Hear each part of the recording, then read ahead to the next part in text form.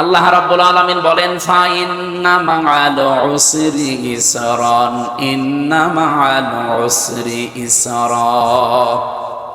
শব্দের দিকে একটু খেয়াল করেন। আল্লাহ পাক জানিয়েছেন উসরুন এ শব্দ বলার আগে আলিফ লাম দিয়ে এটা মারিফা করে দিলেন। এটার বাংলা অর্থ কষ্ট, দুঃখ, অশান্তি। প্রায় ৩৩টা অর্থ আপনি পাবেন এই শব্দের। কিন্তু পরের শব্দ যেটা ইসরা, এর আগে কিন্তু আলিফ লাম দেওয়া নেই, এটা নাকেরা, অনির্দিষ্ট। দুইটা শব্দের আগে আমার আল্লাহ একটা গুরুত্বপূর্ণ শব্দ যোগ করলেন, তার নাম মাআ। মাআ মানে কি? সঙ্গে, সাথে। এখানে কামিল মাদ্রাসা, কত আলেম বসে আছে। একটু চিন্তা করেছেন কোনোদিন কেন আল্লাহ মাআ এ শব্দ দেওয়ার পরে একটা একটা করে দুইটা শব্দ লাগালেন? দুটা শব্দ লাগিয়ে শেষ করে দেননি, একটাকে মারেফা করলেন আর একটা নাকেরা বানিয়ে দিলেন। এই কথাটা বলতে বলতে আমার আল্লাহ আবার গ্যারান্টিও দিয়েছেন ইন্না।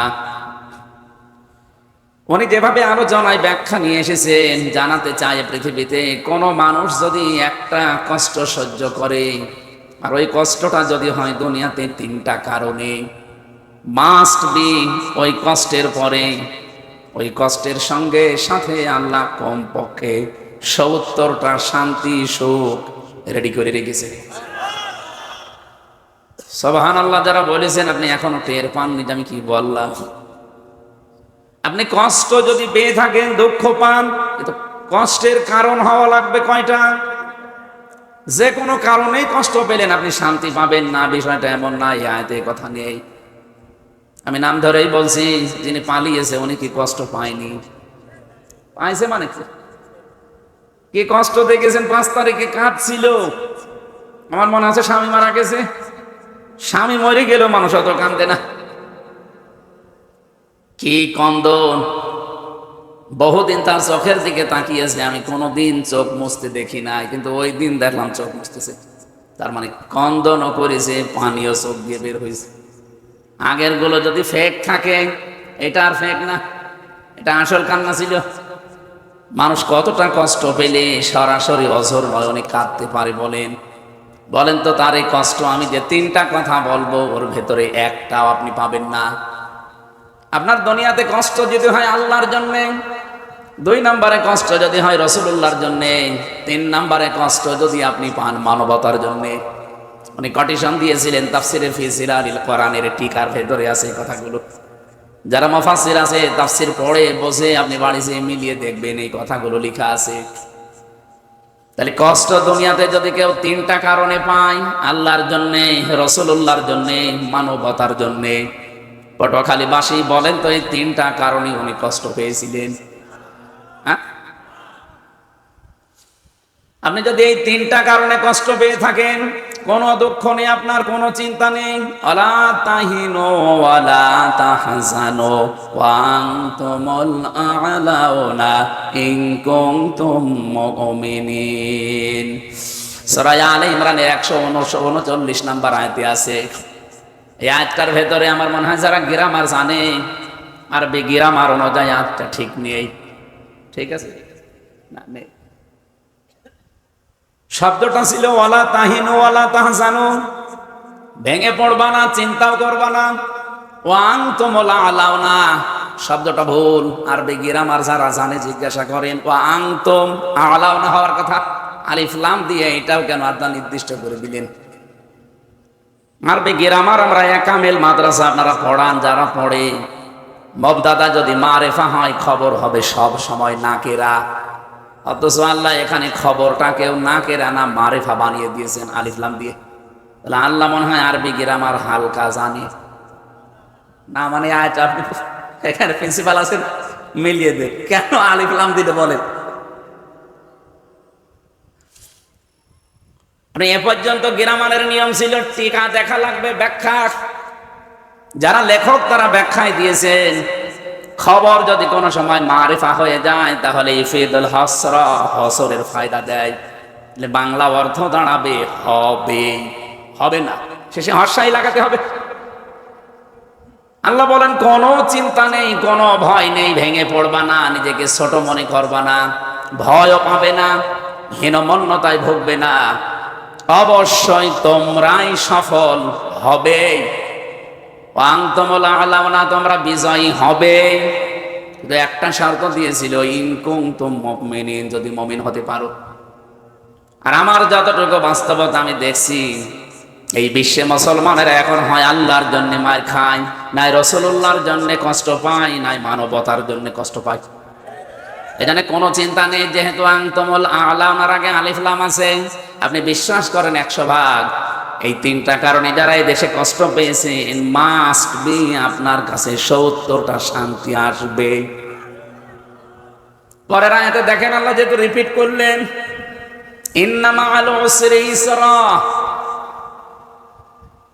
আপনি আগেরটা শুনে সুবহানাল্লাহ আলহামদুলিল্লাহ বলে লাফিয়ে উঠলেন, পরেরটা শুনে যদি সুবহানাল্লাহ না বলেন আপনার খবর আছে। ওইটা যেমন শুনলেন যে একটা কষ্ট যদি কেউ তিনটা কারণে পায়, তার জন্য 70টা শান্তি, সুখ, কল্যাণ অপেক্ষা করছে। কোন মানুষ যদি দুনিয়াতে একটা সুখ উপভোগ করে, একটা শান্তি ভোগ করে, কিন্তু সুখটা যদি হয় অবৈধ সুখ, একটা অবৈধ সুখের কারণে কমপক্ষে 70টা অশান্তি, দুঃখ, অপমান, অপদস্থ, অকল্যাণ আপনার সাথে সাথে আল্লাহ সাথে সাথে রেডি করে রাখবে। আপনি আগেরটা শুনে বেশ ভালোই আনন্দ পেলেন যে হ্যাঁ হয়েছে, অসুবিধা নেই। পরেরটাই কি বলবেন? যারা অবৈধ সুখ একটা পেয়েছেন, কয়টা সুখ যদি হয় একটা অবৈধ সুখ, হ্যাঁ সুখ ভোগ করলে আপনি অশান্তি পাবেন, বিষয়টা এমন না। যদি সুখটা হয় অবৈধ সুখ, কথা বুঝতেছে? এই অবৈধ একটা সুখ দুনিয়ার জীবনে কেউ যদি ভোগ করেন, মাস্ট বি, এখানেও ইন্না আছে, এই জন্য তার জীবনের সাথে কমপক্ষে 70টা দুঃখ, অশান্তি, কষ্ট, অকল্যাণ, এগুলো আল্লাহ একটার পর একটা দিতেই থাকবে। বলেন তো 50 বছরে যারা, এই 15 বছরে যারা দায়িত্বে ছিল, এরা কি সুখ পায়নি, শান্তি পায়নি? এই শান্তিগুলো কি বৈধ শান্তি না অবৈধ? এক কথা বলছেন? 15 বছরে যারা ছিল সব শান্তি সুখে ছিল, কিন্তু শান্তিগুলো অবৈধ শান্তি। কারণ কি? এই যে আমার এখন 33 বছর বয়স, 92 সালে আমার জন্ম। আমি 18 সাল থেকে ভোট দিতে, না 18 বছর থেকে ভোট দিতে আরম্ভ করলে আমি 3 বার ভোট দিতে পারতাম, একবারও পারি নাই। আপনি একা না, অধিকাংশ মানুষই আমরা পারি নাই। আমাদের ভোট না নিয়ে যে মানুষগুলো দায়িত্বে গেছে, আমি তো জীবনও স্বীকৃতি দেব না আপনি অবৈধ। কি আরে অবৈধ থাকাকালীন আপনি কোনো শান্তি দুনিয়ায় পাননি। আপনার শান্তির কোনো শেষ ছিল? নাম তো ধরি না, আপনি কত শান্তি পেয়েছেন একটা একটা করে, এবার নিজের জীবনে মিলান। এই 15 বছরে যদি 50টা শান্তি ভোগ করে থাকেন, 50টা সুখ পেয়ে থাকেন, প্রত্যেকটা সুখ আর শান্তি ছিল অবৈধ। আপনি কি স্বীকার করেন না? তাহলে এক একটা অবৈধ সুখ ভোগ করলে যদি 70টা অশান্তি পাওয়া লাগে, এই 15 বছরে অন্তত 50টা সুখ শান্তি তো পেয়েছেন। তাহলে এক একটা যদি 70টা হয়, 50টায় কত হয়? 3500। এই 3500 কষ্ট, দুঃখ, অপমান, অপদস্থ, অকল্যাণ দুনিয়ায় আপনি পাবেন। এরপরে আপনি চট করে ঢুকে পড়বেন। বলে না আমি চট করে চলে আসবো। আসবেন কি করে? কোরআনের আয়াত আপনি পাল্টাতে পারবেন? যারা সুখ পেয়েছিলেন অবৈধ, এক একটা সুখের কারণে 70টা করে অশান্তি ভোগ করা লাগবে। এখনো এগুলো হয়েছে? 50টার কথা বললাম, আরো বেশি পেয়েছেন আপনারা 15 বছরে। যত সুখ পেয়েছেন, শান্তি পেয়েছেন, আমি তো অল্প হিসাব করে 3500 বানালাম। বলেন 3500 কষ্ট পাবেন, দুঃখ পাবেন, অপমান হবেন, অপদস্থ হবেন, এরপরে আপনি শান্তির মুখ চোখে দেখবেন। আর আমার মনে হয় এতদিন আপনি কব্বরে চলে যাবেন। এই কথা বললেন না? এটা 28 বার তৈরি করেছিল ষড়যন্ত্র, একবারও সফল হয়নি। কেন 28 বার না, 3500 বারও চেষ্টা করলে সফল হতে পারবে না জালেমরা। ইন্নাহু লা ইফলিহু যালিম দেয়নি আল্লাহ, যালিমুন দিয়েছেন। সূরা ইউসুফের ভেতরে ইউসুফ নবী জুলাইখাকে কথা শুনিয়েছিল, ইন্নাহু লা ইফলিহু যালিমুন। ইফলিহু এটা মুজারে, বর্তমান, ভবিষ্যৎ, প্রেজেন্ট, ফিউচার শুধুমাত্র এই জুলাইখা না, জালিমুন দিয়ে তিনি জানিয়েছেন কিয়ামত পর্যন্ত যত জালেম আসবে কোনোদিন তারা সফল হচ্ছে না, হবেও না। আমি তাফসীরে বাইজাবির ভেতরে পড়ছিলাম কয়েকদিন আগে, এই জালিমুন শব্দের ব্যাখ্যা করতে গিয়ে মুফাসসির লিখেছেন, আল্লামা নাসিরউদ্দিন বাইজাবি রহমাতুল্লাহ আলাইহি জালিমুন এই ব্যাখ্যাটা করতে গিয়ে তিনি ঠিকাই লিখেছেন। আমি যা বলছি পড়ে বলছি, আপনি বাড়িতে এসে মিলিয়ে নেন। সূরা ইউসুফ 12 নম্বর পারা 17 নম্বর পৃষ্ঠা 3 নম্বর লাইনে 23 নম্বর আয়াতের শেষের দিকে আছে। আরো দলিল দেওয়া লাগবে, এর সাথে আর দলিল নেই। ওখানে সাদ্দাদের কাহিনীটা নিয়ে এসেছেন শিক্ষার জন্য। বাচ্চা সাদ্দাদের নাম আমরা সারা জীবন শুনেছি। এই লোকটা বেহেশত বানিয়েছিল। এই পৃথিবীর ময়দানে 22,000 শ্রমিক কাজে লাগিয়ে 20 বছর একাধারে জান্নাত বানিয়েছে। কি পরিশ্রম ছিল বলেন তো। তার নিজের আয়ত্তে যত সোনা রূপা পাওয়া যায় সব ওখানে কাজে লাগিয়েছে। যারটা যেখানে পাওয়া যায় এমনিতেই দিয়ে দিলে ভালো, না হলে জোর করেও নিয়েছে, জুলুম অত্যাচার নির্যাতন করে। এতটুকু শেষ না, যেদিন জান্নাত উদ্বোধন হবে ওই দিন তিনি ওখানে যাবার পরে দেখে একটা ফকির বসে আছে। ডাক দিয়ে বলছে, এখানে আসলে কি করে, এখানে তো পিপিলিকা আসা নিষেধ। বলে, আমি ফকির না, কানটা একটু আমার মুখের কাছে লাগান, আমি একটা কথা বলি চলে যাবো। না, এখন কোনো কথা নেই, আগে জান্নাত উদ্বোধন করব, এরপরে কথা। ফকির বলেছে, না আপনাকে এখনই শোনা লাগবে। ঝাঁঝালো গলায় কথা বলার পরে টের পেয়েছে যে এ সাধারণ ফকির না। ঘোড়ার উপর থেকে মাথাটা নিচে করে দিয়েছে, কানের কাছে মুখ নিয়ে বলছে, আমি সাধারণ ফকির না, আমি আজরাইল। এবার কান খাড়া করে শুনতেছে। কি বলবেন বলেন। কি বলবো মানে, জান্নাতে প্রবেশ করা যাবে না, আপনার হায়াত শেষ।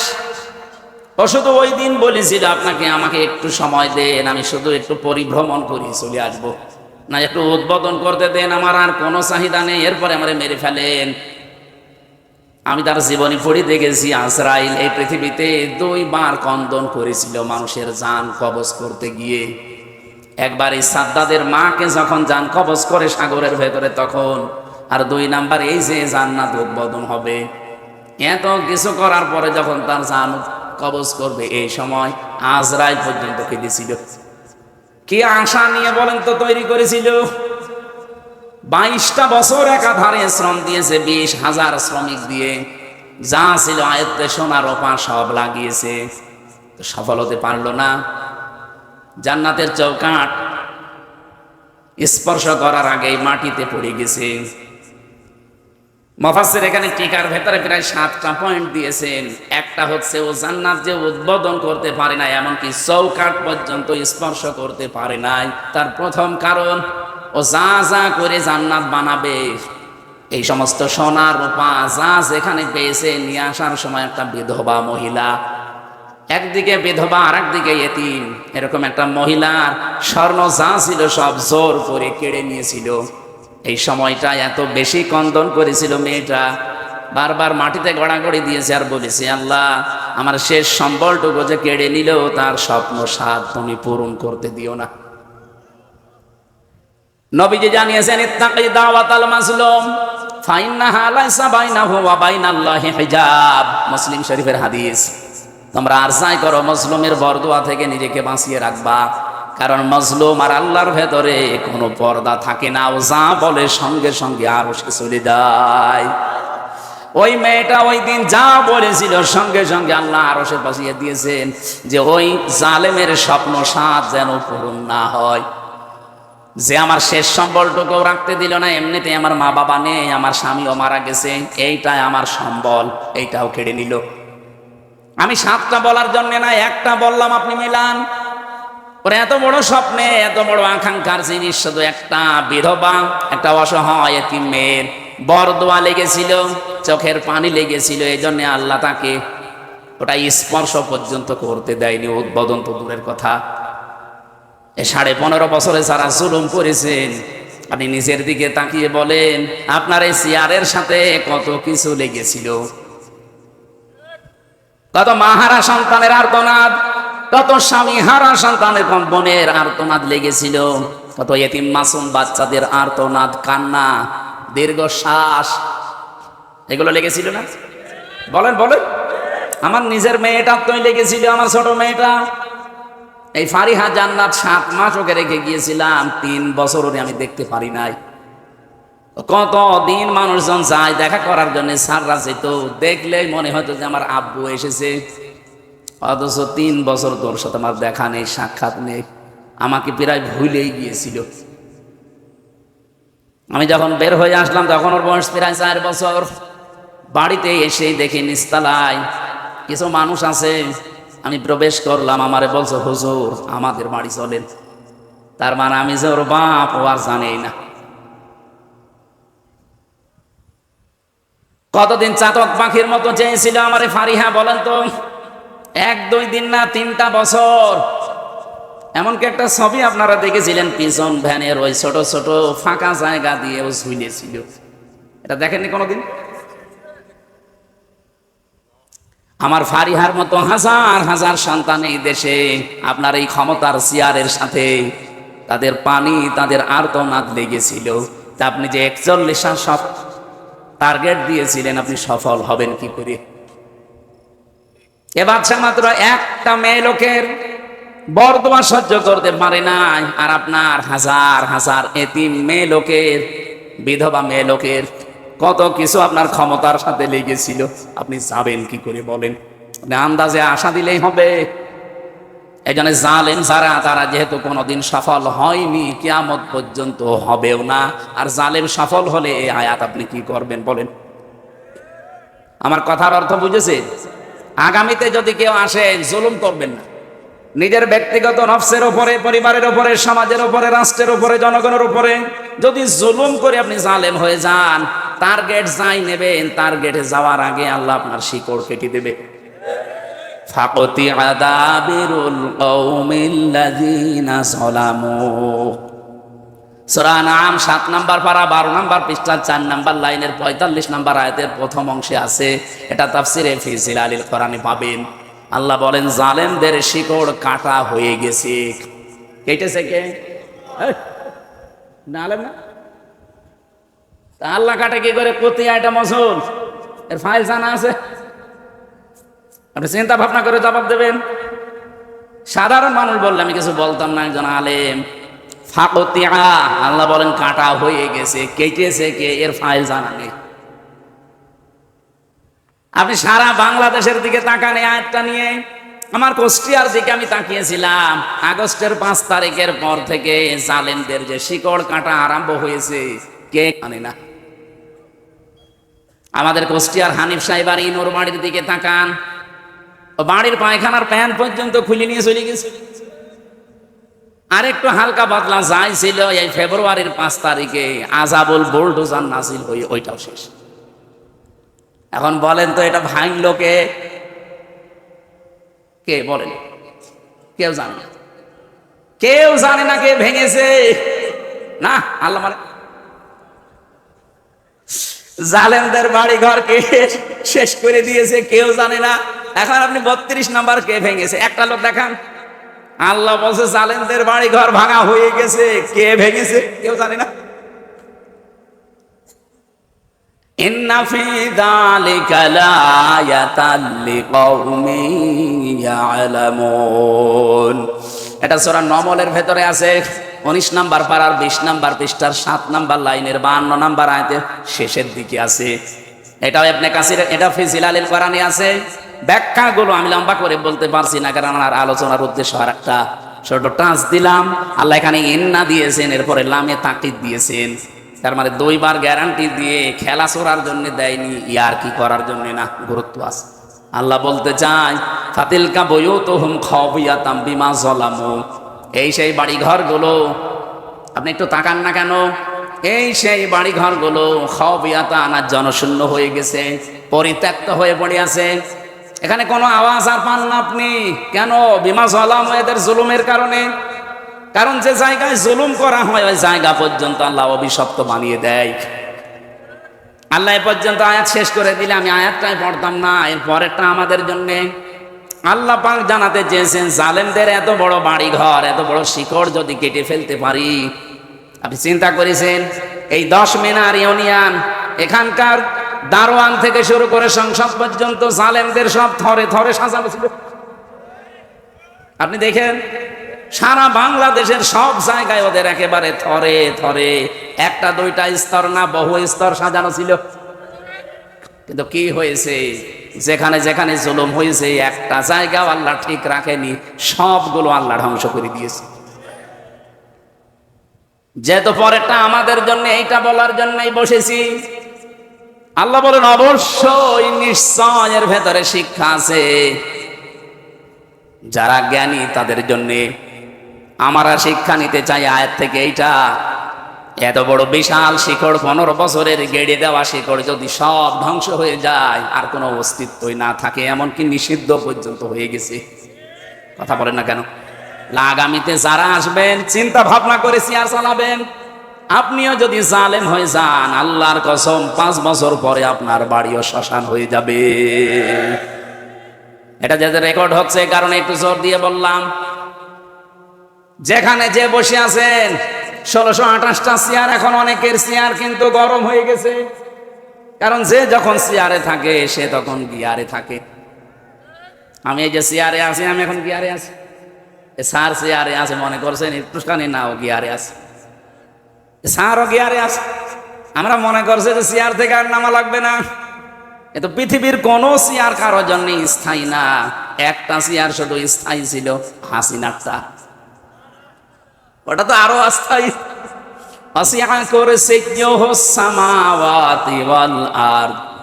আল্লাহ পাক বলেন আসমান জমিন পরিব্যাপ্ত একটা চেয়ার আছে, ও চেয়ার কার? ওই চেয়ারের কোনো পরিবর্তন নেই। তাছাড়া দুনিয়ার কোনো চেয়ার স্থায়ী না।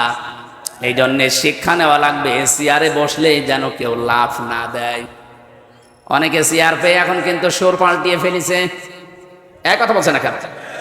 আপনি আগস্টের 5 তারিখের আগের বক্তব্যগুলো দেখেন, মাহফুজ আলমের, আর এখনকার বক্তব্যগুলো দেখেন, চেয়ার পেয়েই পাল্টিয়ে গেছে। এই জন্য চেয়ারে থাকলে গিয়ারে থাকা যাবে না। চেয়ার মানে যে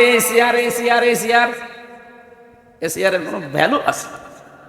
তারপরও তো আমরা যারা বসলাম, এই যে রুহুল আমিন সাহেব ছিলেন বসা, ওনার কানে কানে চেয়ার বলেছিল রুহুল আমিন বেশিক্ষণ না, মাত্র ঘন্টা খানিক। আমারেও বলে দিয়েছে মাত্র 1-1.5 ঘন্টা, এরপরে তাহাজ্জুদের নামাজ শুরু হবে।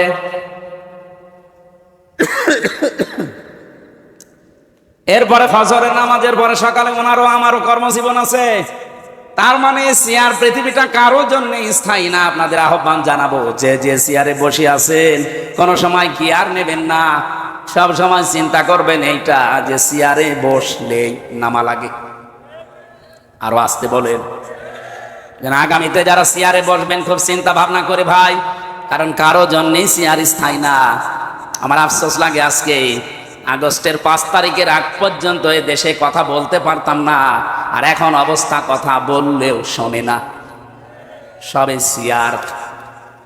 আগে বলতে পারতাম না, আর এখন বললেও শোনে না। আপনি যে কথাগুলো নিয়ে আসেন সামনে সামনে, একটা কথাও কি আপনি দলিল দিয়ে ঠিক মতো লাইন মতো নিয়ে আসতে পারবেন? আমি কোন কারণে আগস্টের 5 তারিখের সব ভুলে নতুন করে এখন আবার একটা দলকে টার্গেট করে মিথ্যা তহমত তাদের নামের আগে পরে লাগিয়ে দিচ্ছেন? কি এই জন্যে তো দেশের মানুষ এখন তার নামই বলে না, বলে সান্ডা না বোতল। নামই মনে হয় মানুষ ভুলে গেছে, হয় সান্ডা বলবে না বোতল বলবে। আমি এখান থেকে যেটা বলতে চাই, আগে তো বলতে পারতাম না, দুঃখ, আর এখন বললেও শুনছে না। এজন্য যারা দায়িত্বে আছেন, চেয়ার যেহেতু কারোর জন্য দুনিয়াতে স্থায়ী না, আপনি চিন্তা ভাবনা করে বসবেন, চেয়ারে চালাবেন চেয়ারটা। জালেমরা আজ পর্যন্ত সফল দুনিয়ায় হয়নি, কিয়ামত পর্যন্ত হবে না, এই গ্যারান্টি কার? আরো জোরে বলেন। আপনি কথা উঠলেই শুধু 71 টেনে নিয়ে আসেন। এই প্রজন্ম আর 71-এর কথা শুনতে চায় না, এখন শুনতে চায় 24-এর কথা। আপনি আমাকে 71 বলে জীবনও ভোলাতে পারবেন না, কারণ আমার বয়সই এখন 33। 54 বছরের কাহিনী আপনি কেন বলেন? আপনি 24-এর কাহিনী বলতে পারেন না? কথা বলেন না কেন? আপনি 24-এর কাহিনী শোনান, আমি আর উদ্বুদ্ধ হব। এই যে জুন মাসের 10 তারিখ, আর কয়দিন আছে মাত্র। জুলাই সনদপত্র ঘোষণা হবে, আপনি টের পেয়েছেন কিছু? জুলাই সনদপত্র যদি ঘোষণা হয়ে যায় তাহলে যে সংবিধান আছে ওটা এমনি বাতিল হয়ে যাবে। জুলাইয়ের চেতনা দিয়ে দেশ চলবে। যে রাষ্ট্রপতি আছে এখনো পর্যন্ত কালো দাগ হয়ে, আজকে নখ কাটার কারণে মনে হয় আস্তে আস্তে মিলে গেছে, এখনো হালকা আছে। একটা চাপ দিয়েছিল শুধু, আমার তুলেনি, খালি চাপ দিয়েছে। এক চাপে আজ 3.5 বছর একাধারে, 4.5 বছর, কিন্তু 1 বছর বেরি হয়েছি। 4.5 বছরে এখনো আমার এই নখ এখনো মিলে যায়নি। আমি আসার পরে যেটা ভাঁজ করে নিলাম, কেন? কারণ চেয়ারে কাঠেরটা আমি বসতে পারি না, বসলেই 10 মিনিট পরে আমার ব্যথা শুরু হয়ে যায়। আমার মাথার চুল থেকে পায়ের তার পর্যন্ত 1 ইঞ্চি জায়গা বাকি নেই যেখানে টর্চার করে নাই। এখানে আসার পরে এটা আমার উপরে দিচ্ছিল না, আগে ভাঁজ করে দেন, কারণ 10 মিনিট পরে আমার ব্যথা হয়ে যাবে। এমন কিছু করেছে যেটা আমার ম্যাডামকে ছাড়া আর কাউকে দেখানো যায় না। ওই ভাইকে জিজ্ঞাসা করলাম যে কি করেছিল আপনার, বলে চেয়ারের সাথে আমার আটকিয়ে দিয়েছে, হাতের সাথে ক্লিপ দিয়ে, পায়ের সাথে ক্লিপ দিয়ে, গলার সাথে একটা বেল্ট লাগিয়ে দেয়, আর মুখ তো আপনার কালো কাপড় দিয়ে ঢাকা। আপনি তো জানেন না কোথায় আছেন। ওই মেশিন নিয়ে এসে শুধু হাতের সাথে পায়ের সাথে লাগিয়ে দেয়, এমন ভাবে সেট করা আছে একটা সুইচ টিপ দিলে একবারে নখগুলো উঠে চলে আসে। শুধু নখ উঠে চলে আসলে ছেড়ে দেয় না, যখন ফিনকি দিয়ে রক্ত বের হয় ওর উপরে লবণ ছিটিয়ে দেয়। এখানে যারা প্রশাসনের আছে, এই পুলিশ ভাইরা যদি কেউ এরকম দায়িত্ব পালন করে থাকে, ওরাও বলতে পারবে। এই কঠিন পরিস্থিতিগুলো আপনারা তৈরি করেছিলেন। এই 1628 জন মানুষকে আমার মনে হয় একটাকেও মাফ করা ঠিক না। আমি নিজেরটা বলছি,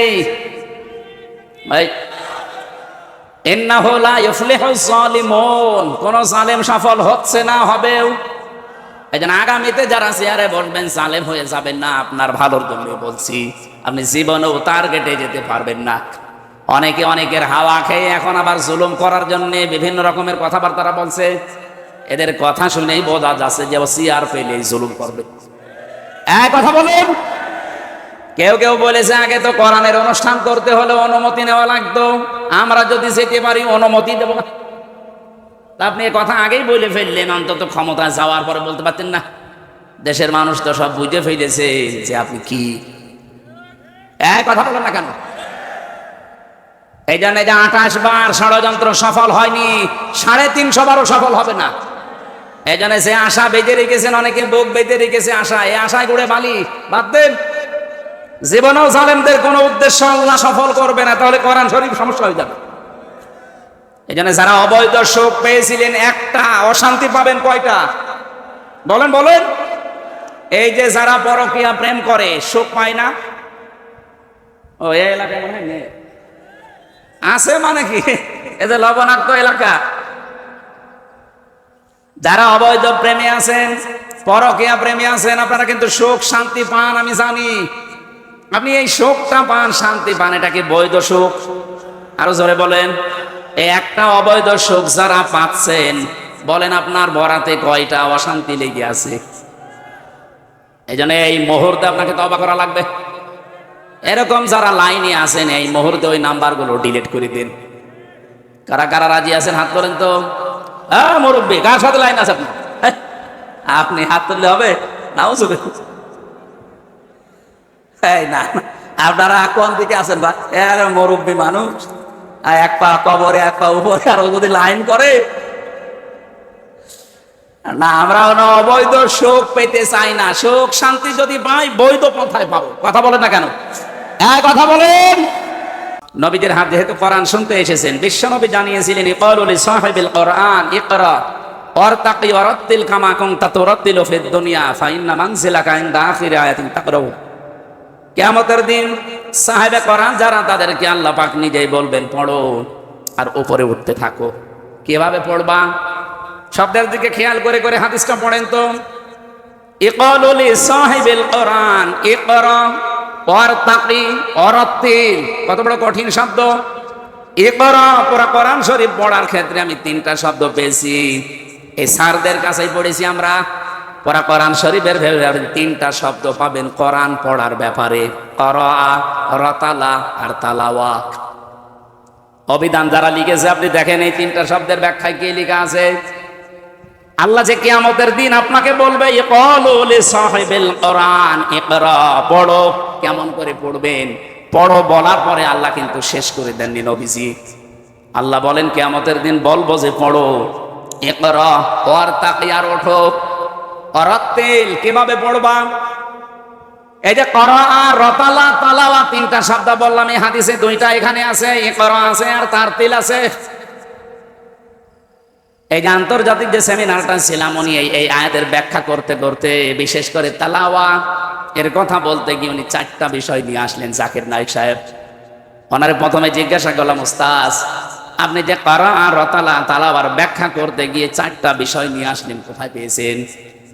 উনি একটা একটা করে যাদের রেফারেন্স দিল, একেবারে ইমাম আবু হানিফা রহমতুল্লাহ আলাইহি পর্যন্ত চলে গেছে।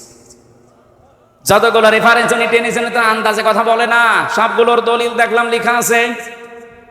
এটা যদি সেমিনার হয়তো আপনাকে আমি হাতে হাতে দেখাতাম, যেহেতু ইন্টারন্যাশনাল ইসলামিক ইউনিভার্সিটি, ওটা 120টা দেশের ছেলেমেয়েরা আছে। আর ওই দিন প্রায় 28টা দেশের 28টা বিশ্ববিদ্যালয়ের স্যার এবং ভালো ভালো যারা তারা ওই জায়গায় ছিল। তার ভেতরে নগণ্য আমির হামজাও ছিল। আমার মাত্র 10 মিনিট সময় দিয়েছিল যে তাকওয়ার পয়েন্টগুলো আপনি একটা একটা করে এর ভেতরে শোনাবেন। আমার যতটুকু আয়ত্ত ছিল, লেখাপড়া ছিল, ওর উপরে আমি শুনিয়েছিলাম। কিন্তু ওনারটা ছিল তারতিলের উপরে। তারতিলের ব্যাখ্যা করতে গিয়ে তিনি জানালেন, কেউ যদি তারতিল সহকারে ইয়াতলুনাহু হাক্কা তিলাওয়াতি, কোরআনকে হক আদায় করে পড়তে চাই, 4টা বিষয় মাস্ট বি, তারে মানা লাগবে। এই 4টা বিষয় যদি কেউ মেনে কোরআন তেলাওয়াত করে, পড়ে, কিয়ামতের দিন সে উপরে উঠতে পারবে। কত উপরে? কামা কুনতা তুরাত্তিলু ফিদ দুনিয়া, যেভাবে কোরআন দুনিয়ায় পড়তে। ফাইন্না মানসিলাকা ইনদা আখিরি আয়াতিন তাকরাউহা, নবীজি বলেন পড়তে পড়তে যেখানে পড়া শেষ হয়ে যাবে ওই জায়গায় তোমার স্থান হবে। উনি পড়ার ব্যাখ্যা দিতে গিয়ে তার দিলের ব্যাখ্যায় বললেন যে 4টা বিষয় যারা দুনিয়ায় মানতে পারে তাদের কোরআন পড়া হয়। উলাইকা ইউমিনুনা বি, আর এরাই কোরআনে বিশ্বাসী। ওয়া ইয়াকফুর বিহি, যারা এই 4টা বিষয় মানে না, ফাউলাইকা হুমুল খাসিরুন, তাদের পড়াও হয় না, তারা ক্ষতিগ্রস্ত। এবার আসেন তো আমরা একটা একটা করে দেখি আমাদের পড়া হয় কিনা। প্রথম নম্বরে আপনাকে যদি পড়তে হয় কোনো বিষয়, ওটা শুদ্ধ করে পড়া লাগবে। কথা বুঝতেছেন? আরাত্তিলিল কোরআনা তারতিলা, এই আয়াত দিয়ে তিনি দলিল দিলেন। তাহলে কোন বিষয় পড়তে হলে শুদ্ধ করে পড়ার নাম তারতিল। 2 নম্বরে শুধু পড়লেই হবে না, ওটা বুঝতে হবে। কি কথা বলেন? ওয়ালাকাদ ইয়াসসারনাল কোরআনা লিযিকরি ফাহাল মিন মুদ্দাকির, আয়াত দিয়ে তিনি দলিল দিচ্ছিলেন। এখানে এই আয়াতটা 4 বার কোরআনে 1 সূরায় আছে। আর এই আয়াতগুলো বলার আগে আগে আল্লাহ এক একটা গোত্রের এক একটা নবীর কাহিনী তুলে ধরেছেন। আমার ওই উদ্দেশ্য না, আমার শুধু এই 4টা বলার উদ্দেশ্য। এই জন্য বলছি, কোন বিষয় যদি তেলাওয়াত করতে চান আপনাকে ওটা বুঝতে হবে। এই কথা বলেন না কেন? আমরা অনেকে এই লাইনে নেই, শুধু পড়তে আসি, সওয়াবের নিয়তে পড়েন, সওয়াব হবে। কিন্তু যে উদ্দেশ্যে আল্লাহ কোরআন নাযিল করেছিলেন যে কিয়ামতের দিন আপনি অরাত্তিল, ওয়ারতাকি এগুলো পাবেন না। আপনাকে তো কোরআন পড়লেই বসে থাকা লাগবে না, এ করার পরেই ওয়ারতাকি দিয়েছেন। কোরআন পড়বেন আর উপরে উঠবেন। কিভাবে কোরআন পড়লে উপরে ওঠা যায়? অরাত্তিল, তেলাওয়াত করো, এই 4টা বিষয় নিয়ে শুদ্ধ করে পড়বা, বুঝবা। আমাদের এখনো পর্যন্ত আমাদের এই যে তন্তরে তালা লাগানো খুলতে চাই না, এত কিছু বলার পরে, লজ্জা দেওয়ার পরেও খুলতে চাই না। আমি বিশ্ববিদ্যালয়ে যখন ফার্স্ট ইয়ারে ছিলাম, 9 সাল 10 সালে, ওই সময় আমি একটা ছাত্র পড়াতাম, খুব বেশি হলো 6-7 বছর বয়স হবে তার। একটা কবিতার সামনে এসেছে, ওরে বললাম, বলো আমাদের ছোট নদী চলে বাঁকে বাঁকে।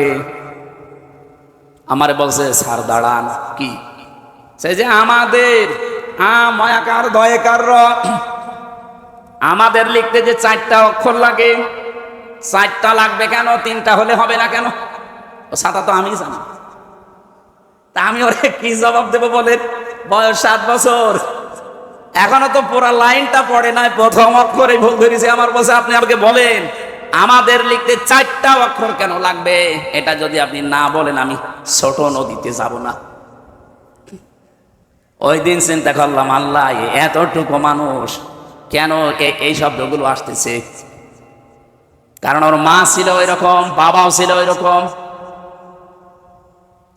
আমরা অনেকেই বলি হুজুর দোয়া করেন ছেলে মেয়ে যেন আব্দুল কাদের জেলানি আর ফাতেমাতুজ জোহরার মতো হয়। এমনি হবে?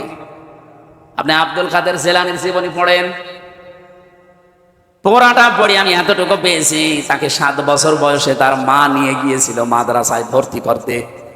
ওস্তাদ বলছে বাবা বলো আলিফ, সঙ্গে সঙ্গে উত্তর দিয়েছে যে উস্তাদ আমি পড়বো, কিন্তু আলিফের মানে কি? ওস্তাদ বলছে আমি জানি না। আলিফের মানে জানেন না? এ অর্থ যেটা নেই এটা আমি পড়বো না। আপনি বলেন আগে আলিফের কি অর্থ, এর মানে আমি আগে জানতে চাই। আমি কিছু পড়বো সেখান থেকে, কিছু যদি নিতেই না পারি আমি আন্দাজে পড়ে করবো কি? ওস্তাদ আবার বলেছে যে তুমি জানো আলিফের মানে? বলে হ্যাঁ জানি। তিনি আলিফ লাম এই যে আল্লাহু লা ইলাহা ইল্লাহু আল হাইয়ুল কাইয়ুম, তার জীবনী পড়ে পেয়েছি, সত্য মিথ্যা আমি জানি না। এখানে 10টা আল্লাহর ক্ষমতার বিষয়ে কথা বলা আছে। তিনি আল্লাহর বড়ত্বের কথাগুলো তুলে ধরলেন। ওস্তাদ কাঁদতে কাঁদতে বেহুশ হয়ে গেছে। হোশ ফেরার পরে মাকে ডাক দিয়ে বলছে আম্মা আপনার এই ছেলেকে অন্য জায়গায় পড়িয়েছিলেন, এখন নিয়ে এসেছেন আমার কাছে পরীক্ষা করার জন্য। বলছে না, এই প্রথম নিয়ে আসলাম। ওস্তাদ বলছে আপনার তো সৌভাগ্য, এতটুকু সন্তান কোরআনে কারিমের প্রায় 18 পারা পর্যন্ত আয়ত্ত করে ফেলেছে। মা আমার কান্না আরম্ভ করলেন। ওস্তাদ বল আপনি কাঁদেন কেন? আপনার তো আনন্দের বিষয় যে এতটুকু সন্তান 18 পারা পর্যন্ত কোরআনে কারিম প্রায় আয়ত্ত আছে, আবার ব্যাখ্যা করে আমারে শুনিয়েছে, আপনি কাঁদেন কেন?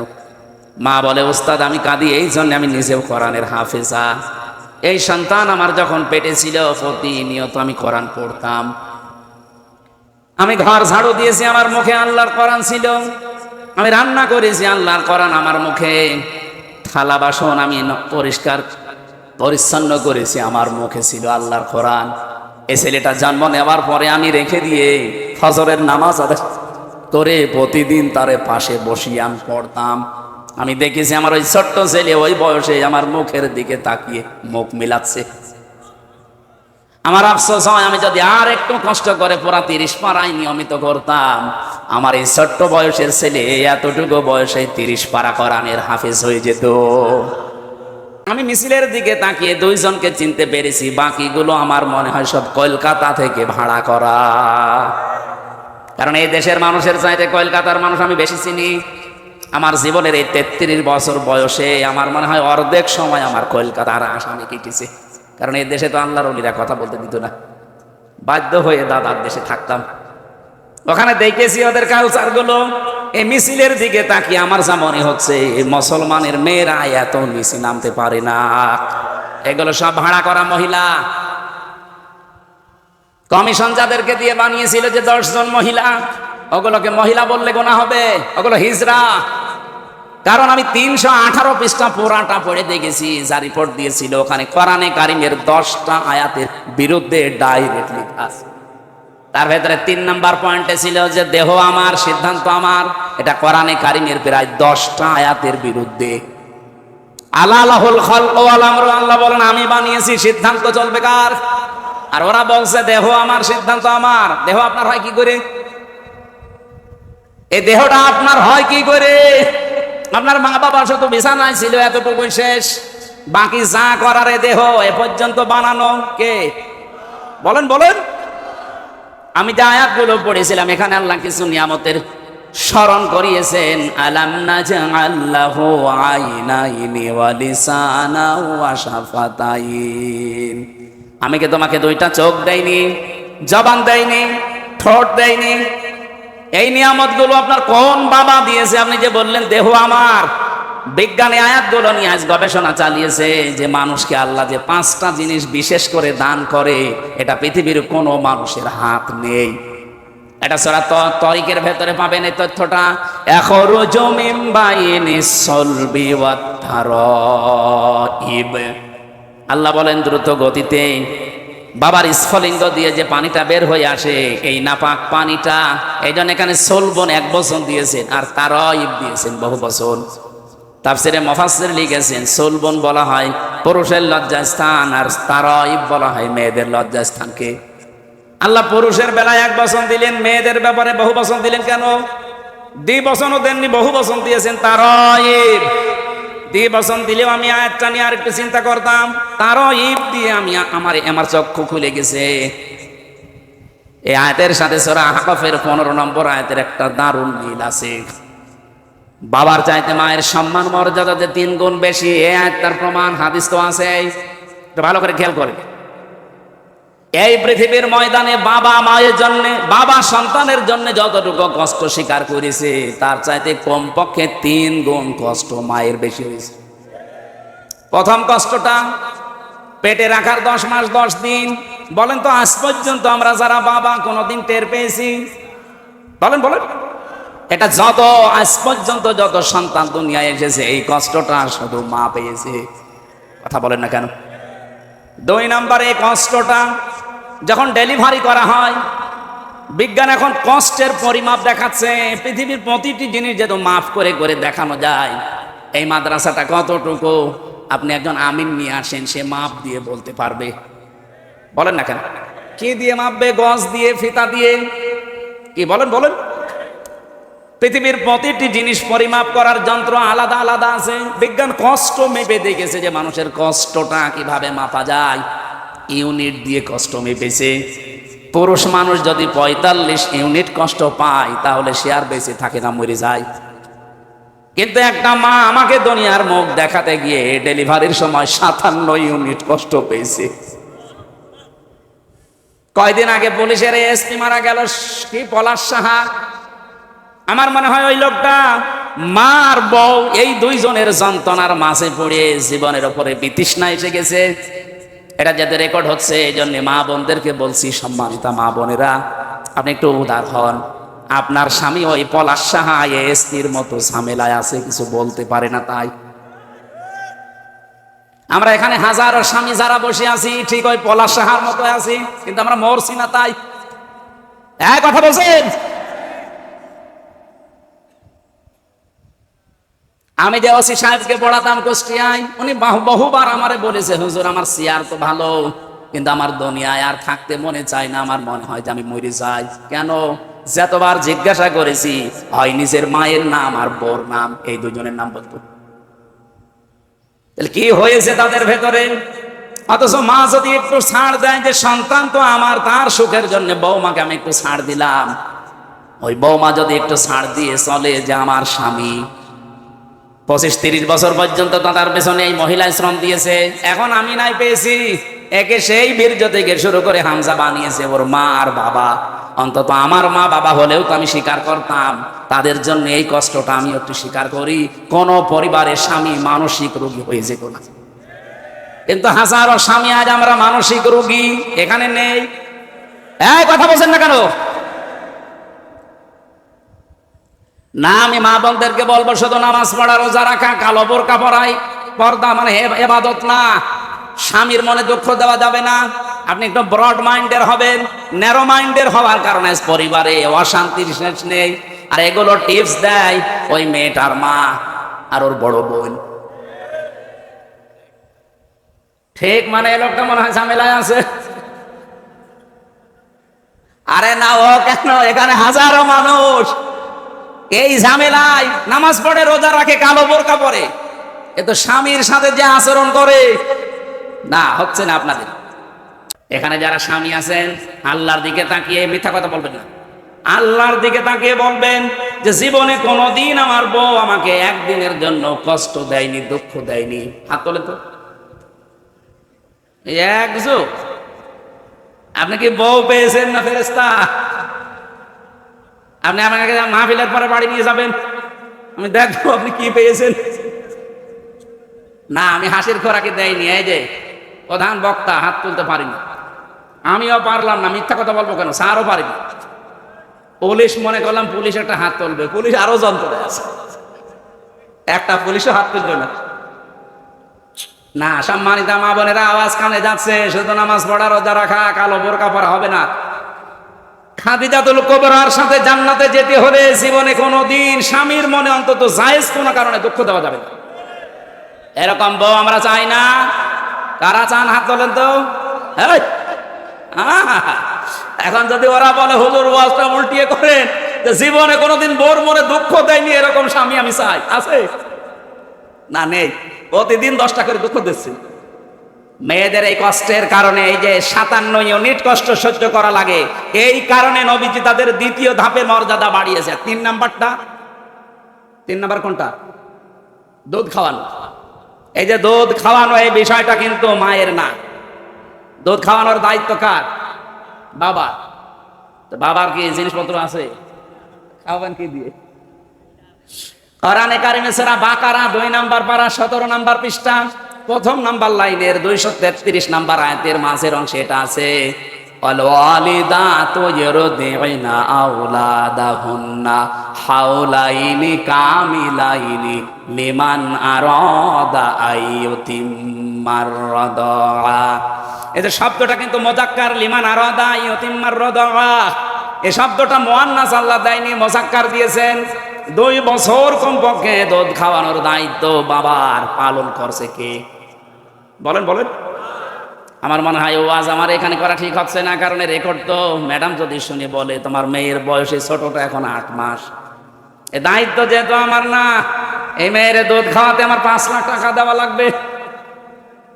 ঠক্কু এই ওয়াজ আমি আর জীবনে করব, অন্তত 8-2 বছর পরে করব। ওয়াজ তো সহি, কিন্তু সমস্যা তো হয়ে যাবে আমার বিরুদ্ধে ওয়াজ চলে যাচ্ছে না। না, সম্মানিত মা বোনেরা, এই কাজে আপনারা করেন। 1 ফোঁটা দুধ সন্তানের মুখে দেওয়ার পরে নবীজি বলেন, একটা মরা মানুষ চিন্তা করে দিলে যে সওয়াব হয়, ওই সওয়াব মাকে আল্লাহ দান করে। আমাদের তো জিনিসপত্র নেই এই সওয়াবের আশা, অন্তত আপনাদেরকে আল্লাহ দিয়েছেন। এই যে 3টা কষ্ট, এই জন্য তারও আইবটা বহু বছর আর সোলবনটা 1 বছর। আল্লাহ পাক জানাতে চেয়েছেন, এত কষ্টের পরে কষ্ট সহ্য করে দুনিয়ায় তোকে নিয়ে এসেছি। লাকাদ খালাকনাল ইনসানা ফি কাবাদ। অবশ্যই আমি মানুষকে ক্লান্তি শ্রান্তি, কষ্টের পরে বের করেছি। বিজ্ঞান এখন দেখাচ্ছে এই পানিটা যখন দ্রুত গতিতে যায়, 40 দিন 43 পরে মায়ের পেটের ভেতরে কমপক্ষে 4টা জিনিস আল্লাহ বানায়, চুল, রগ, হাড় আর পর্দা। মায়ের ভেতরে ওখানে যে করারি মাকিন আছে, ওই জায়গায় যে নাপাক পানিটা আছে, ওটা দিয়ে আরো 4টা জিনিস বানায়, রক্ত, গোশত, চর্বি আর চামড়া। 8টা জিনিস যখন এক হয়, আল্লাহ বলেন আমার রব নামের কারণে আমার বান্দা বান্দিকে আমি 5টা জিনিস ভিক্ষা দেই। এই তথ্যটা পাবেন সূরা নাহালে, সূরা নাহাল 14 নাম্বার পারা 14 নাম্বার পৃষ্ঠার 13 নাম্বার লাইনের 78 নাম্বার আয়াতের মাঝে আছে, ওয়াজাআলা লাকুমুস সামআ ওয়াল আবসারা ওয়াল আফইদা ইলা আখির আয়াত। এখানে আল্লাহ শ্রবণ শক্তি, দর্শন শক্তি, বাক শক্তি, আকেল শক্তি আর ঘ্রাণ শক্তি, এই 8 আর 5 13টা জিনিস যখন এক হয়, তখন আকৃতি তৈরি হয়। আল্লাহ পাকের ফেরেশতা জিজ্ঞাসা করে, এর কেমন ভাবে বানাবো, এর কি ছেলের রূপ দেব না মেয়ের রূপ দেব? এই সিদ্ধান্ত আপনার বাবা দেয়, আপনার মা দেয়। ওয়াল্লাযী ইউসাউবিরুকুম ফিল আরহামি কাইফা ইয়াশা। তিনি সে আল্লাহ যিনি মায়ের রেহেমের ভেতরে আকৃতি তার মন মতো তৈরি করেন। 8 5 13টা জিনিস যখন এক হয়ে যায়, লা তা'লামুনা শাইআ, এমন ভাবে আস্তে করে বের করে নিয়ে আসলাম যখন তুমি কিছুই জানতে না। সুতরাং আপনি কেন বলেন যে দেহ আমার, সিদ্ধান্ত আমার? এদেশের মুসলমানেরা এই রিপোর্ট, এই যে সংস্কারের যে রিপোর্ট দিয়েছে, এই রিপোর্ট মানা দূরের কথা, কমিশনই মানি না। এক কথা বলেন না কেন? কারণ এগুলো কোরআনের সাথে আমি নিজে মিলিয়েছি। আমার এই ছোট্ট মাথায় 10টা কোরআনের আয়াতের বিরুদ্ধে চলে গেছে, আর হাদিসের বিরুদ্ধে তো হাজারও গেছে।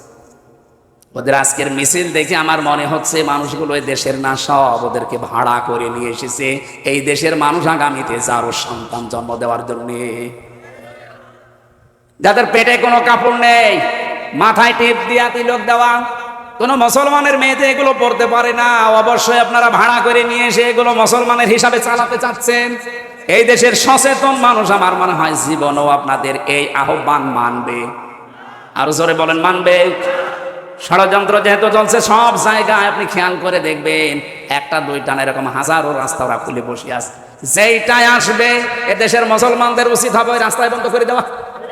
বলেন বলেন, আগামী প্রজন্ম যদি যারা হিসাবে রেখে যেতে চান, সাপোর্ট দেন। আপনি না আর 20 বছর পরে মরে যাবেন, কিন্তু আপনার প্রজন্ম কি আসছে আপনি টের পাচ্ছেন? আমরা সমান অধিকারের নাম নিয়ে হাজারো সন্তান উপহার দেওয়ার চেষ্টায় আছে, বলেন নাউজুবিল্লাহ। আমার ভাইয়ের, আমি যে কথা বলতে চাচ্ছিলাম, আপনাকে কোরআন বুঝতে হবে। তাহলে মায়ের পেটে আল্লাহ এমনিতে আব্দুল কাদের জেলানি পাঠাননি, এমন একটা পেট ছিল যে মায়ের পেটের জীবনী পড়েন আব্দুল কাদের জেলানির মায়ের জীবনী। আমাদের মা বোনদেরকে আমরা চাই তাদের পেট আর পিঠ যেন হেফাজতে রাখে। যত মানুষ দেখবে, যত রকমের নজর পড়বে, তত রকমের খারাপ সন্তান দুনিয়াতেও উপহার দেবে।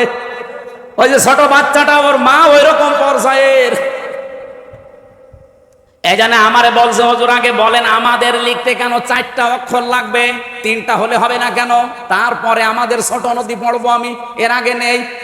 আমি ওই দিন চিন্তা করেছিলাম, এতটুকু বাচ্চা যদি এইভাবে বুঝে বুঝে পড়ার চেষ্টা চালায়, তাহলে আমরা যারা আছি আমাদের কিভাবে বোঝা দরকার বলেন?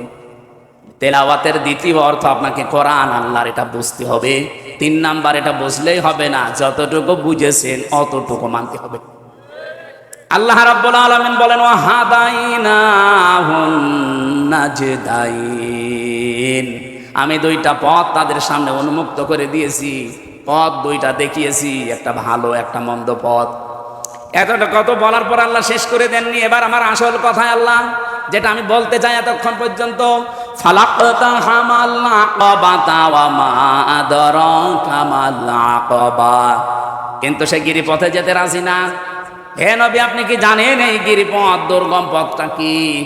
আজ বাংলাদেশের মানুষ আমরা যারা সহজে শুধু জান্নাতে যেতে চাই, আল্লাহ সহজভাবে জান্নাতে দেওয়ার কোনো রাস্তা কোরআনে দেয়নি। এই আকাবা মানে দুর্গম গিরিপথ।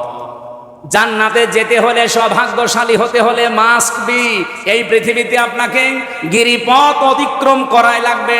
ওই গিরিপথটা কি? এই যে রাত্তিলিল কোরআন, এই শব্দের ব্যাখ্যা এখান থেকে একটা আমি মিলিয়েছি। শুধুমাত্র কোরআন নিজে শুদ্ধ করে পড়লে হবে না, হক আদায় বুঝতে হবে, ওটা নিজে মানতে হবে। আর মানার জন্য এই আয়াতের ভেতরে অন্তত 5টা জিনিস আছে।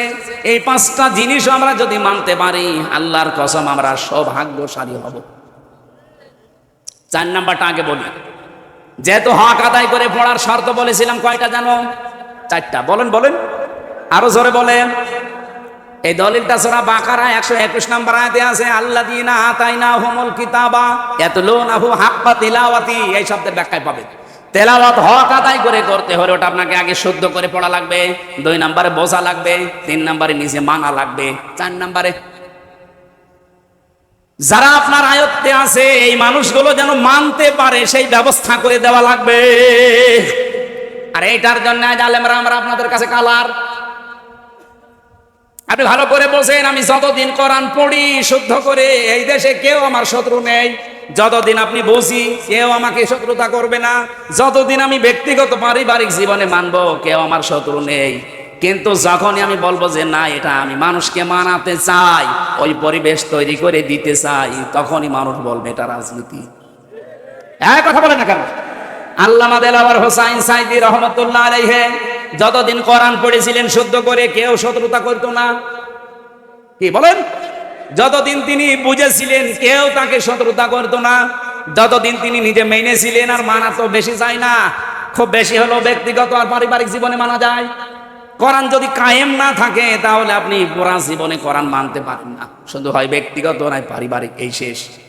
এই জন্য মান কারাল কোরআন ফাস্তাজহারাহু, যে ব্যক্তি কোরআন পড়ে আর কোরআনকে ইজহার করার চেষ্টা করে, ইজহার মানে কায়েম করা, ইজহার মানে বিজয় করা, ইজহার মানে দাঁড় করানো। কোরআন পড়লেই হবে না, কোরআনকে বিজয় করার জন্য যারা চেষ্টা চালাবে, তারা হালালকে হালাল আর হারামকে হারাম মেনে ছেড়ে দিতে পারবে। এই জন্য হাদিসের পরের শব্দ হচ্ছে ফাহাল্লা হালালাহু ও হারামা হারামাহু, এর মাঝখানে ফাটা আছে। আমি আলেমদেরকে বলছি জিজ্ঞাসা করেন তো, ফা 19টা অর্থে আসে। বালাগাত মান থেকে আমি নিজে পড়েছি, আমার ছাত্র বয়সে আমি বিশেষ করে মিজান মনসা এবার বালাগাত মান থেকে ঠোঁটস্থ করে ফেলেছিলাম। কোন অক্ষর কতটা শব্দে ব্যবহার হয়, এটা আমার খুব বেশি আয়ত্ত আছে। আগে বর্ণিত কোন শব্দ যদি আপনি মেনে নিতে না পারেন, পরের শাস্তি আপনার জন্য মাস্ট বি হবে। এই জন্য মাঝখানে ফা দেওয়া হয়। 19টা কারণের একটা কারণ এটা। যেহেতু এটা ক্লাস না, ক্লাস হলে আমি আরো গভীরে যেতাম। আমার এখানে উদ্দেশ্য হচ্ছে নবীজি কোরআন পড়ার পরে কোরআনকে বিজয়ী করার কথা বললেন, কারণ কোরআন বিজয়ী না থাকলে হালালকে হালাল জেনে মানা যায় না, হারামকে হারাম জেনেও ছেড়ে দেওয়া যায় না, এমন জায়গা নেই। বিশেষ করে মাদ্রাসার প্রিন্সিপাল যিনি আছেন, ভাইস প্রিন্সিপাল, তারা তো আরো ঝামেলায় আছে। স্যার যে চেয়ারে বসে আছে ওই চেয়ারেও ঝামেলা। হালালকে হালাল জানার পরও এমন একটা চেয়ার মানা যায় না, হারামকে হারাম জেনেও ছেড়ে দেওয়া যায় না। এদেশে বহু জায়গা এমন আছে আপনি জানেন যে এটা হালাল, মানতে পারছেন না, হারাম ছেড়ে দিতে পারছেন না, কারণ উপরওয়ালা বসে আছে। গত পরশুদিন আমি আসছিলাম সেই সাতক্ষীরা থেকে কুষ্টিয়া পর্যন্ত আসতে আমার কমপক্ষে 3 বার গাড়িটা পুলিশ আটক করে। আর দাঁড়ান, কি সব দেখান, কাগজপত্র দেখানোর পরও বলো দোয়া করেন। দোয়া তো করে আসলাম না, যে দোয়া নিয়ে এসেছেন ওই দোয়া অন্তত 500, 1000, 2000 টাকা তাদের 5-7 জন থাকে, চা খাওয়ার জন্য হলেও দেওয়া লাগে। এক অফিসার আমারে বলেই ফেলেছে, হুজুর শুধু বর দোয়া দেবেন না, কারণ এই দোয়া শুধু আমাদের জন্য না, এই দোয়া উপরওয়ালাকেও দেওয়া লাগে। এখন ওরা যদি বলেছে না আমি কোনো ঝামেলায় যাব না, তারপরেও তো টিকে থাকতে পারবে না, কারণ এদের হাতে তো কিচ্ছু নেই, সব উপরওয়ালার হাতে। এক কথা বলছেন, কোরআন যদি কায়েম থাকতো, এদেশে বিজয় থাকতো, ওই মানুষগুলো দোয়া চাইতো না, দোয়া আরো দিত। আমি তো একটা উদাহরণ দিলাম, সারা দেশের সব জায়গায় একই অবস্থা। যেহেতু কোরআন কায়েম নেই, হালালকে হালাল জেনেও মানতে পারছি না, হারামকে হারাম জেনেও ছেড়ে দিতে পারছি না। এই জন্য আদখালাহুল্লাহুল জান্নাহ পড়ে। আদখালাহুল্লাহুল জান্নাহ দিলেন কেন? এটা তো মাঝির সিগা, মজারে দিতে পারতেন না, মাঝি দিলেন কেন? নবীজি বলেন সে যেন জান্নাতে চলে গেছে, অথচ আমি তো মরিনি, জান্নাতে যাবো কি করি? তার মানে কোরআন যদি বিজয় থাকে, এমন একটা পরিবেশ তৈরি হয়ে যাবে যেখানে বসবাস করলে আপনি মনে করবেন আমি মিনি জান্নাতে আছি। সুবহানাল্লাহ বলতে পারেন নাই? আমরা তো তেলাওয়াতের ব্যাখ্যা করতে গিয়ে এটাই জানাতে চাই যে আমি শুধু নিজে মানবো না, আমি এমন ভাবে দেশের মানুষকে মানাবো যেন বাংলাদেশটা মিনি জান্নাত হয়। আর এইটার জন্য সাইদি সাহেব রাজাকার। উনি যতদিন পড়েছিলেন, বুঝেছিলেন, মেনেছিলেন, কিচ্ছু হইতো না। যেই বলেছে না এটা আমি মানাতে চাই, তখনই তার নামে কত রকমের দোষ। হেফাজতের আমির আহমেদ শফি যতদিন কোরআন পড়েছে, বুঝেছে, মেনেছে, কোনো সমস্যা নেই। যেই বলেছে না এর বিরুদ্ধে কোনো অবস্থান নিতে দেব না, তখন হয়ে গেছে তেতুল হুজুর। আপনি কি হেফাজতের লোক? আপনি জিজ্ঞাসা করেন যারা আছে ওই দলের, তেতুল হুজুর দিয়েছে তো ওই দিন, যেই দিন বলেছে আমি নবীর বিরুদ্ধে কোনো অবস্থান নিতে দেব না। কিন্তু এতদিন 100 বছর বয়স লোকটার, কোনোদিন তার বিরুদ্ধে কেউ কিছু বলেছে, কেউ কিছু চিন্তা তারে? তাই আপনি কিভাবে কিয়ামতের ময়দানে আল্লাহর সামনে তেলাওয়াত করবেন? একটাও তো মিলছে না। এটা গিরিপথ পার হওয়া লাগবে, আকবা। আজকের আলোচনার বিষয় এইটা, নাকি বেশি হয়ে গেল? আমি 1 ঘন্টা 15 মিনিট নিয়েছিলাম, 1 ঘন্টা 20 মিনিট হয়ে গেছে। আর বাকিগুলো বলতে গেলে তো সময় লাগবে। ভিসার ভেতরে বসে থাকবেন আর থাকেন।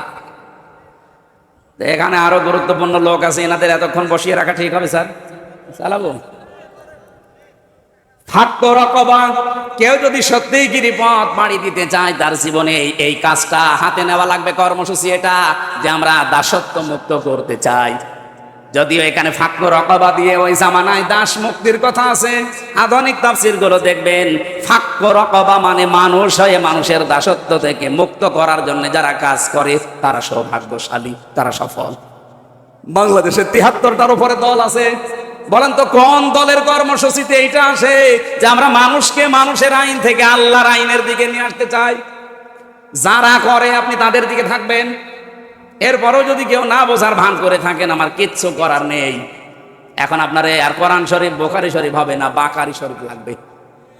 ফাক্কু রাকাবা কারা করছে দেখেন, মানুষের দাসত্ব থেকে মুক্ত করার জন্য যারা চেষ্টা চালাচ্ছে তারা সফল। বলেন যারা মানুষের দুর্ভিক্ষের সময় এগিয়ে যায়। আগস্টের 5 তারিখের পরে কত রকমের দুর্ভিক্ষ দেশে দেখা দিল বলেন, বিশেষ করে ফেনীতে, এরপরে কুড়িগ্রামে। এই মানুষগুলোর পেছনে কারা দাঁড়িয়েছে? এই দুর্ভিক্ষের সময়, অভাবের সময় কারা তাদের সামনে দাঁড়িয়েছে? এই বাংলাদেশে সেই দলের কর্মসূচিতে এটা আসে, তারা সফল। ইয়াতীমানদা মাকরাবা 3 নম্বরে করিব থেকে এসেছে এটা। যারা নিকট আত্মীয় স্বজনের খোঁজ খবর রাখে, এদের কাছে যায়, এদের অভাব অনটন দেখে। আও মিসকিনান দা মাতরাবা, তো রব থেকে এটা যারা ধনী মলিন অসহায় খেটে খাওয়া মানুষ, এদের কাছে যারা যায় এদের খোঁজ খবর নেয়, এদের মুখে হাসি ফোটানোর জন্য চেষ্টা চালায়।